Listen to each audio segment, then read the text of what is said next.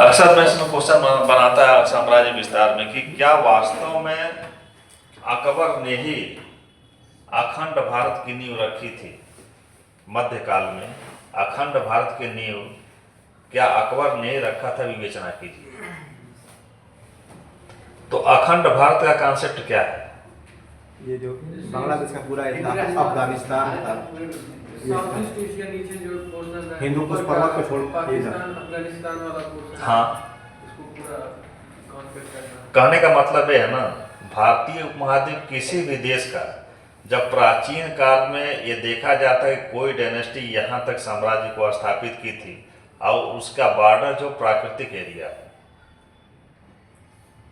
जैसे पहाड़ हो या नदी हो, तो हमने देखा कि प्राचीन काल में अखंड भारत की स्थापना किया था चंद्रगुप्त मौर्य, जिसकी सीमा सीधे बनाते थे क्या, हिंदू कुश पर्वत। इधर हम देख रहे हैं कि कर्नाटक वगैरह सब उसी के साम्राज्य में है। तो जो भारतीय पेनिनसुला है, ये पूरा एरिया यहाँ पे एक शक्ति शासन कर रही है, और यहाँ पे जब हम देख रहे हैं तो यहाँ ये चला आ रहा है हिंदू कुश पर्वत तक। और हम ये भी उसमें देखें कि कश्मीर में अशोक द्वारा क्या बनवाया गया है, शैव मंदिर। इसका मतलब कि कश्मीर में भी मौर्यों का शासन था। इधर हिंदू कुश पर्वत, और ये भी है कि ताम्रलिप्ति बंदरगाह है ना, और ताम्रलिप्ति बंदरगाह कहाँ पे था, बांग्लादेश में। इस समय जो बांग्लादेश है उस समय बंगाल कहा जाता था, तो ताम्रलिप्ति वही था। और अशोक विदा करने अपने पुत्र और पुत्री को यहीं आता है, जब वो श्रीलंका भेज रहा था। श्रीलंका महेंद्र संघमित्रा को जब भेज रहा था,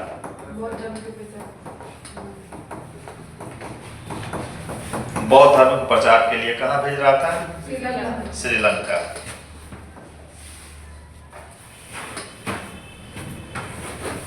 ये है ना, श्रीलंका उल्टा बन गया, तुम लोग ध्यान भी नहीं दिए। श्रीलंका किधर होना चाहिए?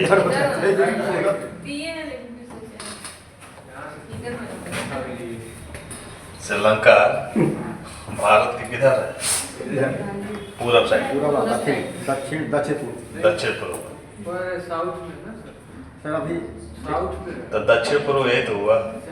सर अभी भी एक कॉन्फ्यूजन है कि जब वहाँ ईरान के शाह के वहाँ गया था हुमायूं, तो शर्त रखा था कि शिया मुसलमान हो गए, तो बन गया। फिर ये अकबर हो गया, सारी चीज़ें। तो ये भी जब पिताजी वो हैं तो पुत्र भी सारे चीज नीचे भाई शिया मत को कुछ दिन के लिए स्वीकार किया फिर था, वो सुन्नी बन गया, तुरंत कन्वर्ट हो गया। ये कौन सी बात है? एकदम बात है, यही तो अवसरवादिता है। अवसरवादी लोग यही तो करते हैं। इस समय तो अवसरवाद चल ही रहा है। जिस पार्टी का ठीक ठाक जमाना है, सब बड़े बड़े नेता वहीं भाग जाते हैं। बीजेपी आज क्यों स्ट्रांग बनी हुई? अन्य पार्टी के जो अच्छे नेता जो कंटिन्यू जीतने वाले हैं जाके बीजेपी से मिल गए। नेताओं को यह कि हम कंटिन्यू रोजगार पाए रहे हैं, है कि नहीं? और पार्टी को लगता है कि ये सब अपने यहाँ के मसीहा हैं, रॉबिन हुड टाइप के हैं सब। ये सब किसी भी पार्टी का इन सब का कोई मतलब नहीं है, जब खड़े होंगे तो जीतेंगे। नेताओं को लगता है कि हमारा एक फेम तो है ही अपने क्षेत्र में, और इस समय जो पार्टी है उसका जो है सब में बहुत अच्छा क्रेज है, तो दोनों मिलकर हम कंटिन्यू फिर रोजगार में रहेंगे। तो अवसरवादी राजनीति होती है। तो महेंद्र संघमित्रा को भेजने के लिए यहाँ तक अशोक आया था। तो इसका मतलब कि अशोक के साम्राज्य में कहाँ था, बंगाल भी था। उड़ीसा के बारे में हम लोग जानते ही हैं। उड़ीसा कहाँ पड़ेगा, यही है ना, ये वाला पोर्शन। उड़ीसा में कलिंग, कलिंग में हृदय परिवर्तन हुआ, उतना खून बहाया, तो कलिंग को तो ऐसे बेसिकली छोड़ना नहीं है। तो एक तरह से ये पूरा जो खाका है, इसको प्राचीन भारतीय इतिहास में हम कहे अखंड भारत।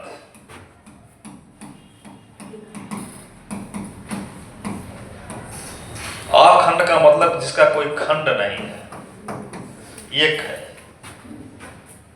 और इस तरह के पूरे अपने सीमाओं को टच करने वाला चंद्रगुप्त मौर्य के बाद या प्राचीन काल के बाद मध्यकाल में कोई शासक बना तो अकबर है। इसलिए हम ये संदेह रूप से कह सकते हैं कि मध्यकाल में अकबर वह शासक है जो भारत के राष्ट्रीय सीमा की स्थापना किया और अखंड भारत का निर्माण किया। सर इसमें म्यांमार भी आ रहा अब ऐसे क्वेश्चन को मैं लिखते समय ये मैप जरूर बनाओ। अब मैप बना के हमें थोड़ा सा प्राचीन काल से लोकेट कर देना है। अशोक यहाँ आया, उसके बाद से जो है एक कर्नाटका है। कर्नाटका में कौन है? श्रवणबेलगोला। श्रवणबेलगोला में चंद्रगुप्त मौर्य संलेखना पद्धति को अपनाया था। तो ये सारी चीजों को जब दर्शाएंगे तो एग्जामिनर के दिमाग में आ जाएगा कि लड़का जो एनसीएम से लेके आ रहा है कहाँ तक, मेडवल तक।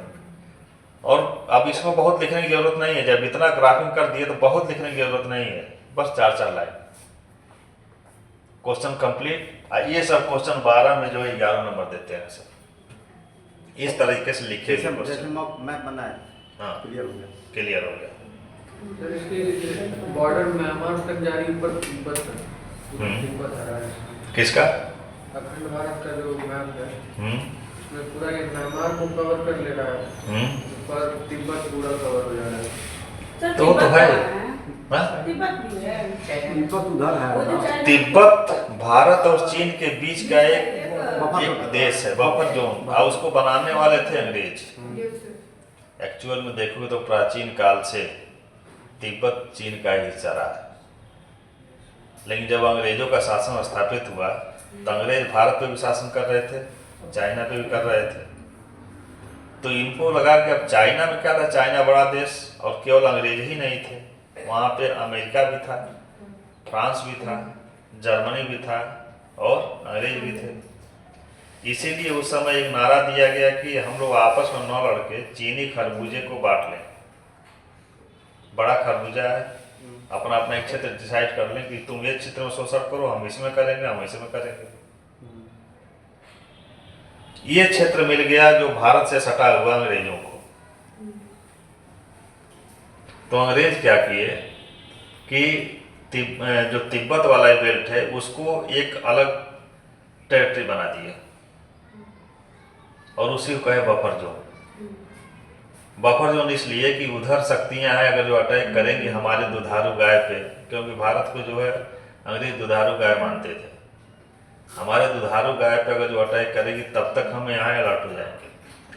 हर जगह एक बफर स्टेट का निर्माण किए थे, ऐसे नहीं थे। इसीलिए तो कहा जाता है कि नेहरू की सबसे बड़ी फेल्योरिटी की तिब्बत पे जब अधिकार कर रहा था चाइना तो उस समय तनिक भी आवाज नहीं उठाया, और नहीं तो पूरी दुनिया के पहला देश था, पहले प्रधानमंत्री थे जो मान्यता दे दी। राजनीति में बहुत सच्चाई ठीक नहीं होती, जो डिप्लोमेट होता है। अब मोदी जी को कोई समझा के दिखा दे, मोदी जी हर एक मैटर को जो है ना कम से कम 20 तरीकों से तोड़ते हैं। उस तरह के सलाहकार रखते हैं। हाँ, उस तरह के सलाहकार रखते हैं वो। सलाहकार रखते हैं, सलाहकार ही मेन होते हैं यहाँ पे। सलाहकार रखते हैं जो कि अब बताओ ब्रजेश मिश्रा जैसे सलाहकार हैं और रिटायर हुए उनको कितना दिन हो गया, लेकिन ब्रजेश मिश्रा को छोड़ते नहीं है। निरपेंद्र मिश्रा को भी रखे थे अलग से संशोधन करके संविधान में। हाँ, नृपेंद्र मिश्रा को, हाँ नृपेंद्र मिश्रा के लिए जो अपने देवरिया के ही हैं, कसली के नृपेंद्र मिश्रा के लिए स्पेशल संविधान में संशोधन किए। नृपेंद्र मिश्रा जब तक जिएंगे तब तक मानो प्रशासन में बने रहेंगे। और वही राम मंदिर के वो भी अध्यक्ष हैं उसके। ये लोग मंदिर मस्जिद वाले कुछ नहीं करेंगे। ये नृपेंद्र मिश्रा जानते हो, ये 23 या 24 साल की एज में IAS बने थे, टॉपर हैं नृपेंद्र मिश्रा अपने समय के। बीएसएनएल का भी है। आई देखो ईमानदारी कि नृपेंद्र मिश्रा अपने क्षेत्र में आज तक किसी को कोई एक रोजगार भी नहीं दिए, कुछ नहीं। क्यों देंगे सर, सभी लोग समान हैं।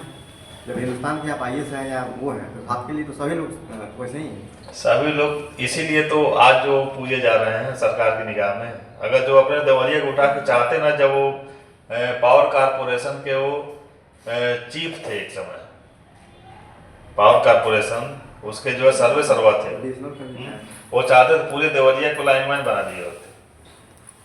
जितना देवरिया वासी हैं इतना बड़ा रोजगार का सेक्टर लेकिन किसी को नहीं। कसली में कुछ लोगों को बिजली विभाग में नौकरी शायद दिए हैं। तो वो नहीं दिए, उनके नाम पे उनके नाम पे मिल गया, वैसा ही बात है, दिए तो नहीं हो। दिए नहीं। निर्पेंद्र मिश्रा हमें लगता है कसली आए भी नहीं होंगे, आते हैं नहीं कभी, मतलब 15-20 साल हुआ आए हुए बस। घर हो रहा है उनका। हाँ, है बहुत बड़ा वो उनका, हाँ। सारी चीजें। तो कौन रहता है वहाँ पे? कोई पर्दा लोग वो करते हैं, अब कुछ भी कब्जा वब्जा नहीं करते हैं, उन्हें चमका के रखते हैं। चमका के रखते हैं, हाँ। पैसा भेज देते होंगे। कब अपने पैसे, जब उतना बड़े आदमी है तो भाई जानते हैं। नहीं वो कहीं ना कहीं से कर देते हो, ऐसा नहीं, ऐसे किसी के घर कोई चमकाता उमकाता है नहीं। तो बिना फायदे का। तो फायदे के लिए तो चमकाएगा, कहीं आ जाए, कभी आ जाए देखने कि मैं ऐसा छोड़ के गया था, ऐसा है तो कौन ऐसा किया है, तो फिर मेरा वो भारत के लोग इतना धैर्यशील नहीं होते। तुरंत चाहिए नहीं। भारत के लोग जब पैसा फिक्स करने जाते हैं ना, तो 3 बार पूछेंगे कि कब तक दूना होगा, कब निकलेगा, कब कितना % मिलेगा, सारी चीजें कहीं ना कहीं से वो करते होंगे। चलिए, तो अखंड भारत का जो मध्यकाल में अखंड भारत का जो कॉन्सेप्ट लेके आया, वो अकबर था। अखंड भारत का निर्माण किया। अखंड भारत का पहला कॉन्सेप्ट आता है चंद्रगुप्त मौर्य के जमाने में, और उसकी सीमाएं मोटा मोटी जो है, हिंदू कुश पर्वत पश्चिमोत्तर क्षेत्र में, हिंदू कुश पर्वत, इधर जो है हमारा बांग्लादेश, और दक्षिण में सीधे कर्नाटका से भी नीचे चला जाता है। अब क्या हुआ, साम्राज्य विस्तार के क्रम में ऐसा तो था नहीं, इसको सब कुछ जो विरासत में मिला था। तो पहला अभियान अकबर का 1561, अभियान क्रम से पूछता है किसके बाद कौन सा किया था। तो अकबर दरअसल मुगल काल का सबसे इंपॉर्टेंट शासक है, तो इसलिए मैं इसको टाइम ले रहा हूँ। जहाँ से क्वेश्चन पूछे जाते हैं तो उसको क्लियर कट लिखते जाओ। साम्राज्य विस्तार या साम्राज्य अभियान में पहला अभियान करता है मालवा।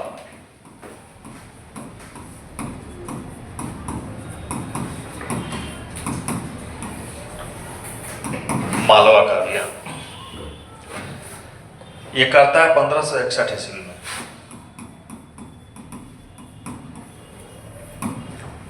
मालवा का शासक है बाज बहादुर।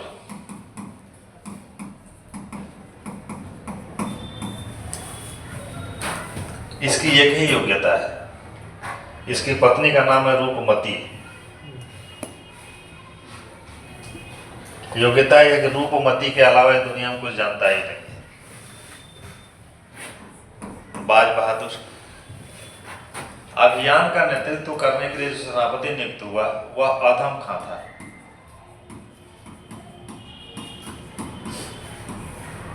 और आदम खां की माता का क्या नाम था? माहम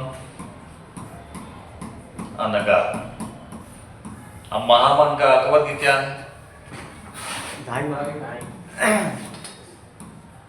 अकबर की धाय मां। धाय मां का मतलब ये होता है कि महारानी बच्चा पैदा कर दी, उसके बाद से बच्चे को टोटल परवरिश करेगी, जो उसी को कहा जाता है धाय मां। जैसे आया, इस समय आया की नियुक्ति हो रही है विभागों में, तो वही है। आदम खां पोजीशन क्या विरोध, मतलब उसको जीतने के लिए आदम खां को भेजा था। आदम खां को भेजा गया था। हालांकि आदम खां बहुत योग्य नहीं, सेनापति नहीं था, लेकिन महामंगा के दबाव में अकबर इसको भेज दिया नेतृत्व करने के लिए। महामंगा दरअसल उस समय साम्राज्य की वजीर थी, साम्राज्य की वजीर अर्थात प्रधानमंत्री थी। तो उसको ये था कि अब मेरे बेटा तो है अयोग्य, लेकिन कुछ अभियानों में जाएगा और कुछ सीखेगा और इसका भी नाम होगा, तो इससे इसका जो है दरबार की नौकरी जाएगी नहीं। था तो बहुत अयोग्य। महामंगा को पता था बाज बहादुर की एक ही योग्यता है, अपनी पत्नी है रूपमती के प्रेम में संलिप्त रहता था। इसके कारण जनता क्या कर रही थी, जनता में असंतोष था। बाज बहादुर के प्रति जनता में असंतोष था, कुछ काम ही नहीं करता था, केवल संगीत सुनना और रूपमती से प्रेम करना, बस इसका यही काम ही था राजा का। ऐसी कंडीशन में महामंगा को यही लगा कि ये क्लियर है कि यहाँ पे कोई भी जाएगा, मुगल सेना का नाम सुनते ही जो है बाज बहादुर भाग जाएगा। एक कारण तो ये था कि जनता में असंतोष था। मालवा अभियान का यदि कारण पूछे तो पहला कारण क्या है कि वहाँ का जो शासक बाज बहादुर था वो अयोग्य था, इसलिए जनता में उसके प्रति असंतोष था। दूसरा कारण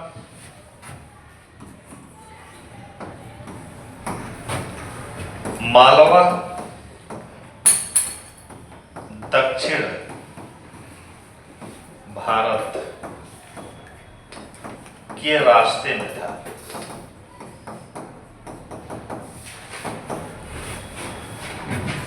दक्षिण भारत यदि जाना है तो पहले मालवा से गुजरना पड़ेगा। तो इसका जो जाग्राफिकल जो लोकेशन है वह भी अकबर को आमंत्रित कर रहा है आक्रमण के लिए। अकबर ठान चुका है कि हमको जो एक बड़े साम्राज्य का निर्माण करना है, तो इसके लिए उस साम्राज्य में दक्षिण भारत भी होना चाहिए। तो मालवा को जीते बिना हम कैसे दक्षिण भारत जाएंगे। बड़े साम्राज्य के निर्माण के लिए जो धन भी चाहिए है कि नहीं, और दक्षिण में क्या है, प्राचीन काल से ही वाणिज्य व्यापार का केंद्र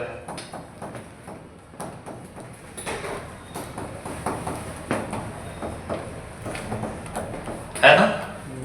और जहां व्यापार है वहीं पे पैसा है, तो इसलिए भी अकबर को मालवा जीतना जो है प्रथम प्रियोरिटी में रखा। सबसे पहले हम मालवा को जीते हैं, क्योंकि हमको साम्राज्य का विस्तार करना है, तो दक्षिण भारत से धन चाहिए, और जब धन आएगा तो हम सेना को मजबूत करेंगे और संपूर्ण भारत में मुगल साम्राज्य की स्थापना करेंगे। तो यही दो कारण है मालवा अभियान का। मुख्यतः दो कारण है, एक तो जनता में असंतोष। असंतोष क्यों, तो इसलिए कि वहाँ का शासक अयोग्य है, और दूसरा कारण है अकबर को चाहिए था धन, और धन मिलता दक्षिण भारत, क्योंकि दक्षिण भारत में व्यापार वाणिज्य का प्राचीन काल से स्रोत था। तो दक्षिण उत्तर की अपेक्षा, आखिर कभी सोचे कि उत्तर की अपेक्षा दक्षिण इतना डेवलप क्यों हो गया। देश तो एक ही है, सरकार भी एक ही है, एक पैसा है, दूसरा पत्तन है, और वहाँ के लोग पहाड़ी इलाके के लोग बहुत कर्मठी भी होते हैं, तो इसकी वजह से वो डेवलप हो रहा पोर्ट वाला एरिया हाँ, पोर्ट वाला एरिया है। वो बात है, वो तो है कि प्राचीन काल से जो व्यापारिक केंद्र है, कर्मठी भी होते हैं। आज सबसे बड़ी बात यह है कि जैसे कि समुद्र, और उस समुद्र के किनारे दक्षिण भारत है जिसको कहा गया रत्नगर्भा, रत्नगर्भा एवं रत्नाकर,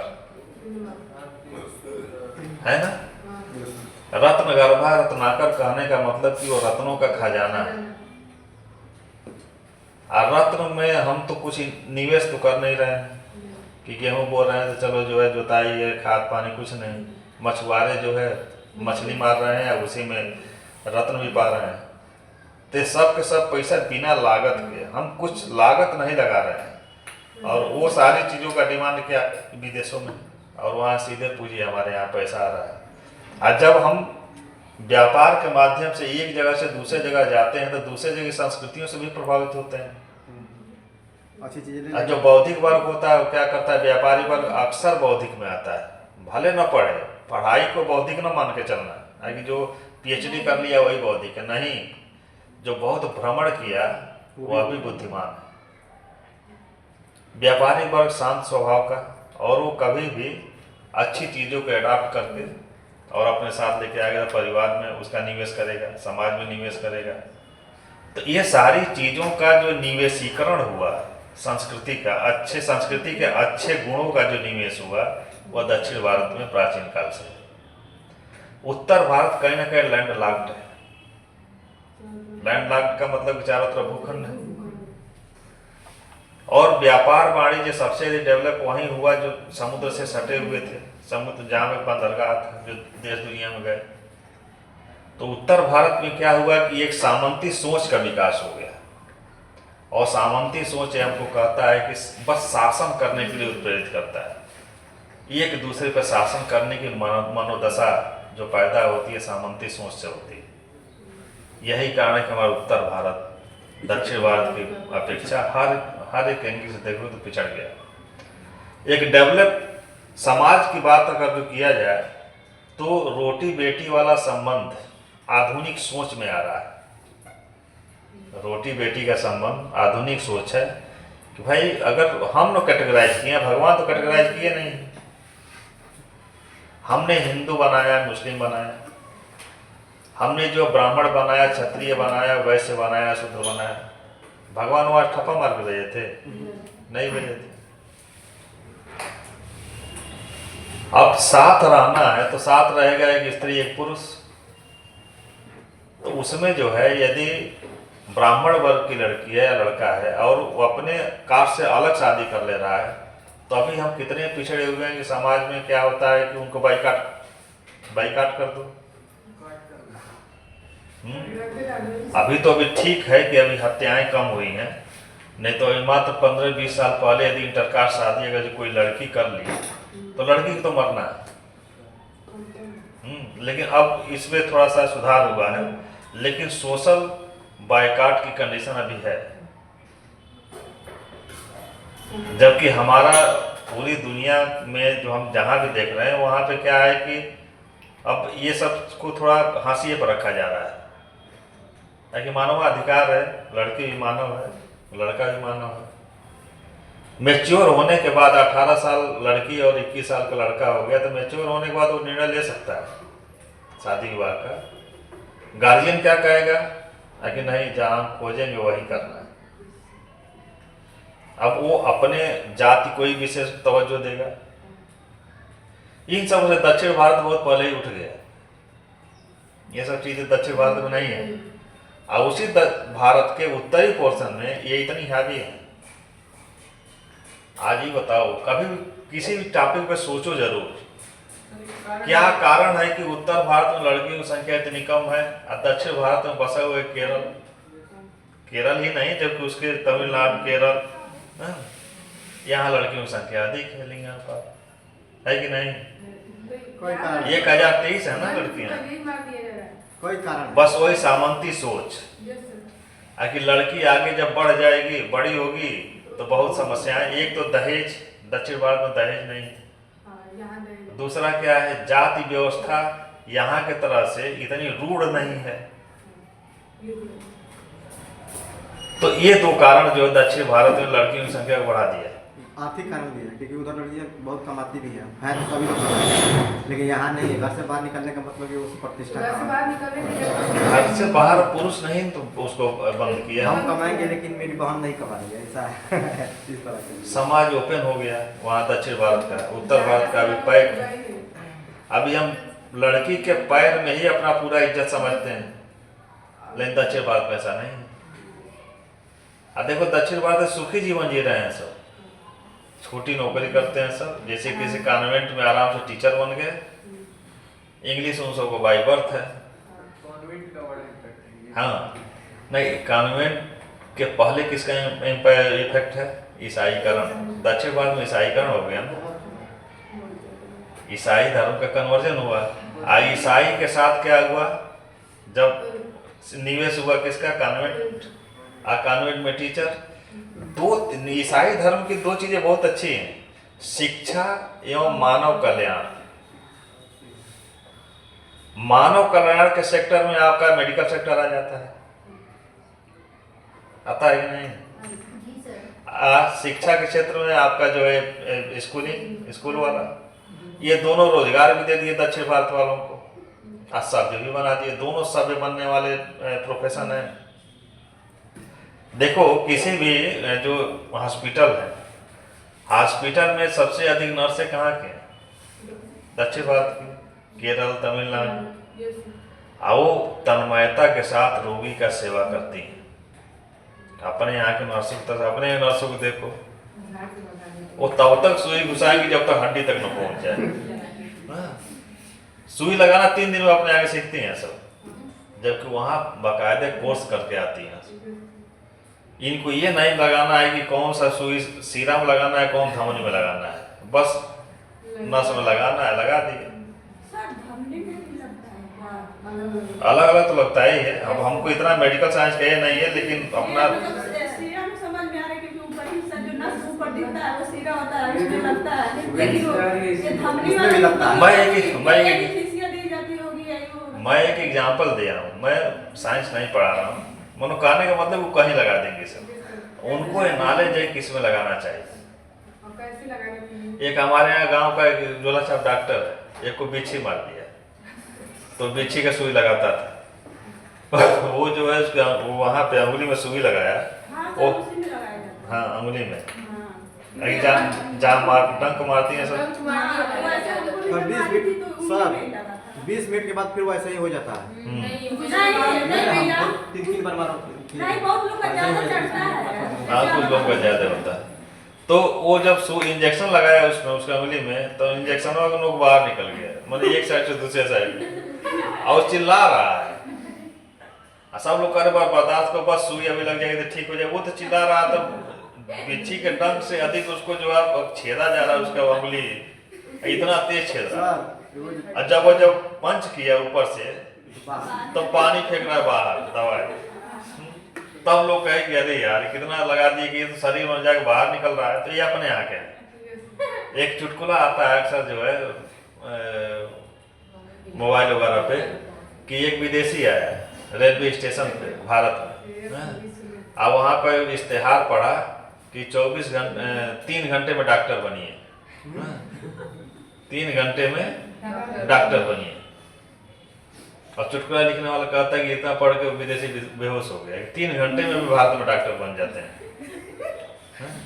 तो जो केरल, जो दक्षिण भारत की जो नर्सें, रोजगार का दोनों बहुत बड़ा सेक्टर है, एक मेडिकल और दोनों स्कूल, और दोनों जो है सम्मानित है। और उसी में दोनों बेचारे जो है आपस में शादी कर लेते हैं। अगर दोनों 20-25 हज़ार रुपये कमाए तो 50,000 रुपया हुआ। बच्चे ऑलरेडी सभ्य होंगे, इस प्रोफेशन में रह रहे हैं तो सभ्य होंगे, उनकी स्कूलिंग अच्छी होगी, पढ़ाई लिखाई। ये भी नहीं, वो भी IAS पीछे नहीं सोचते हैं, वो भी सोचते हैं कि अब पढ़ लिख के किसी कॉन्वेंट में टीचर हो जाए, खुशी खुशी जीवन जीते हैं। चलिए, तो मालवा दक्षिण भारत के रास्ते में था, प्राचीन काल से ही वाणिज्य व्यापार का केंद्र था, और इसको साम्राज्य को विस्तार करना है तो इसके लिए बड़ी सेना चाहिए, बड़ी सेना के लिए पैसा चाहिए। तो यही सब कारण थे जिसके नाते सबसे पहले अभियान करता है कहाँ पे, 1561 में मालवा का अभियान। ये पूछा गया है कि अकबर का प्रथम साम्राज्य विस्तार के लिए अभियान कौन सा था, तो 1561 मालवा अभियान। और मालवा का शासक का नाम था बाज बहादुर। बाज बहादुर राज्य छोड़कर भाग गया, ये लड़ाई नहीं।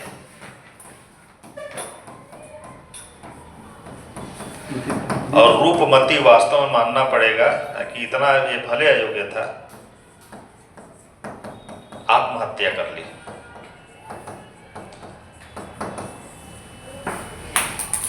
बाज बहादुर भाग गया रूपमती को छोड़ के, जान बचा के। रूपमती आत्महत्या कर ली इसलिए कि अब दूसरे के हाथ में पड़े, इससे बढ़िया है कि मर ही जाए। चलिए अगला, यहाँ के बाद अकबर मोड़ लिया राजस्थान, कि अब राजस्थान को जीतेंगे। हटाएं इसको। एक क्वेश्चन, हाँ अभी जैसे एक टीचर को देख रहे थे तो उन्होंने बताया था कि बाबर अपने बायोग्राफी में लिखा था कि अगर राणा संगा की जगह वहाँ कृष्णदेव राय होते तो शायद वो न जीत पाता। ऐसा बात तो सही है। क्या सही बोल रहा है टीचर की नहीं, या फिर टीचर 100% सही बोल रहे हैं। यही कारण है कि बाबर दक्षिण भारत के तरफ पैर भी नहीं रख पाए। दक्षिण भारत नहीं, उनके जगह पे अगर राणा संगा की जगह पे नॉर्थ इंडिया में अगर ये होते तो सर वो नहीं। कृष्णदेव राय अगर जो नॉर्थ इंडिया में होते तो बाबर हो सकता है कि भारत के दिल्ली तक नहीं पहुंचता, बाहर ही भले जो है अपना लूटपाट मचाता नहीं आता। कृष्णदेव राय से वो भय खाता था। उस समय 3 साल उसके वो क्या नाम है जो ऑटोबायोग्राफी लिखा है वो आत्मकथा, बाबर नाम उसमें हाँ नहीं तुझके बाबर, उसके बाबर के नाम। उसमें कृष्णदेव राय का उल्लेख करता है, राणा सांगा का भी उल्लेख किया है। लेकिन अगर जो राणा सांगा अपने दूत को नहीं भेजा होता तब भी बाबर को जो है भारत पे आक्रमण करने के लिए कई बार सोचना पड़ता है,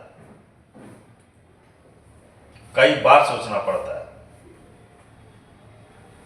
सबसे बड़ी बात कि 2 शासक, एक तो कृष्णदेव राय ठीक है दक्षिण भारत के शासक है, और राणा सांगा से स्वयं भय खा रहा था। लेकिन ये बताओ अगर जो तुम हमसे डरो बहुत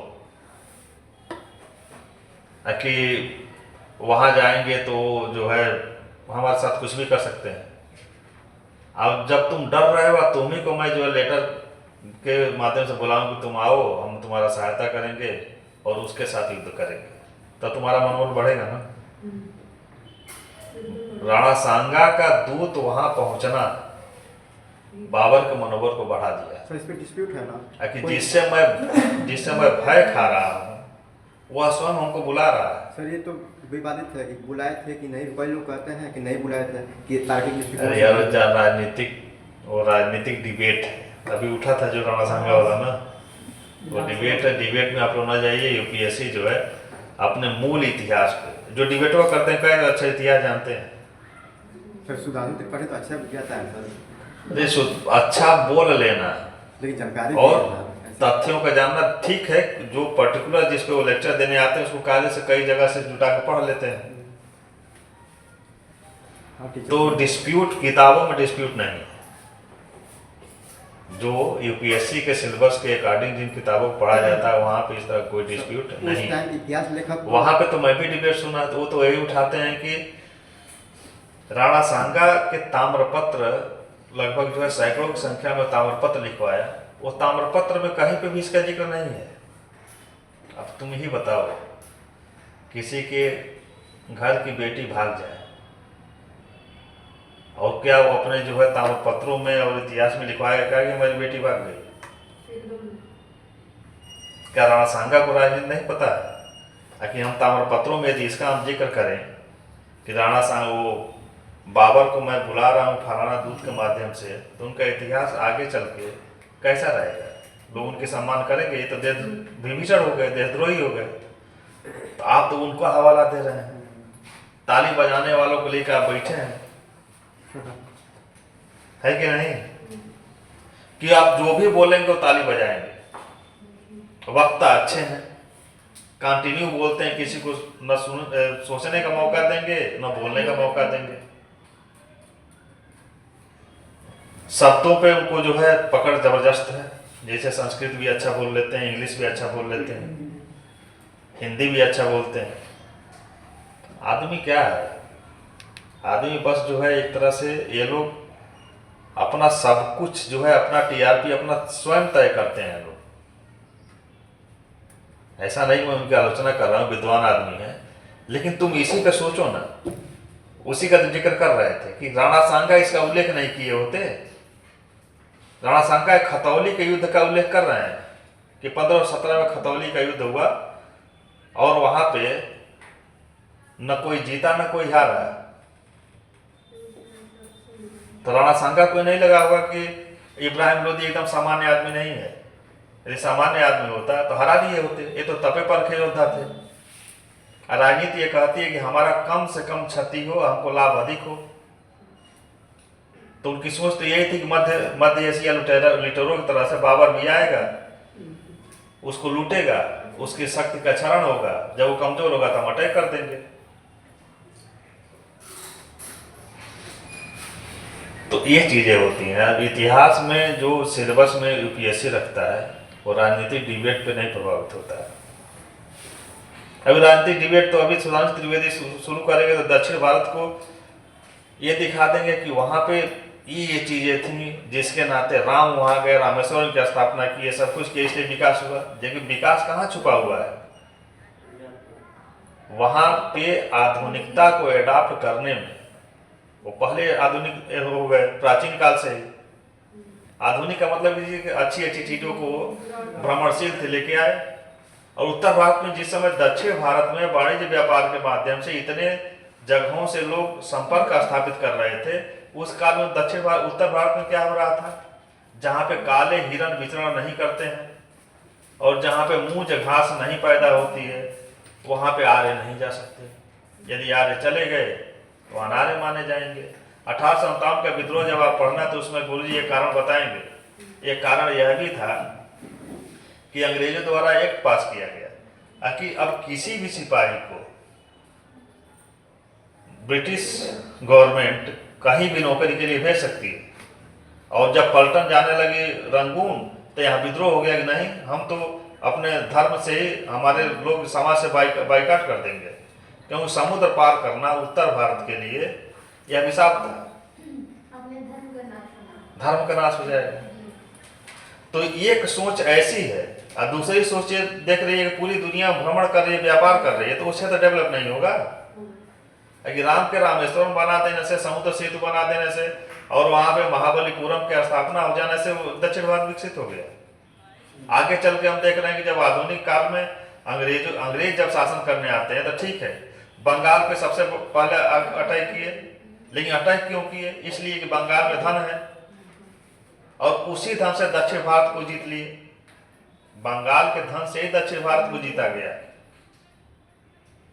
और जब दक्षिण भारत में जीत लिए अंग्रेज तो वहां पे अस्थायी अपना काम करने लगे।